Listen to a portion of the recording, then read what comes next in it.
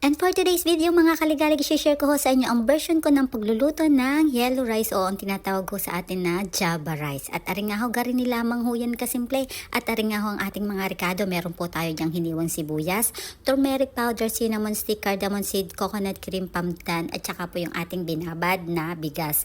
Ayan ho, yan ay binabad ko ng kalahating oras at saka ho saka ko ho sinala at din rin hong maigi. Isasangkutsa ho natin muna yung ating mga samyang tulad ho ng cinnamon, cardamom, yung pong ating sibuyas at saka yung pandan. At pag yun na isang kutsa natin, naging aromatic na po, ilalagay na po natin yung ating binabad na bigas na yan. Ho.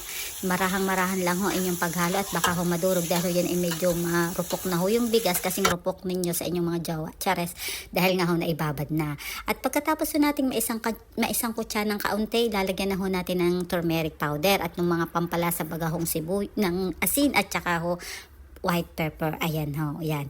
Atin hong hahaluin ho ulit yan para at siguraduhin ho natin, para masigurado ho nating mamix ho yung ating mga pampalasang inilagay diyan. Sinasabi ko po ulit, inuulit ko ulit, marahan lang ho ang paghalo at baka talagang madurog ang ating bigas. At ayan ho, ay yan hong aking gamit yan ay mga tansyameter dahil hindi ko ho din na alam yung tansya-tansyahan lang. At yun nga ho, dinagdagan ko ho ng kaunting turmeric at tingin ko nga ho'y kulang sa kulay. At pagkatapos nyo ho yung maisang kutsa ng kaunti, isasalin nyo na ho yan sa rice cooker.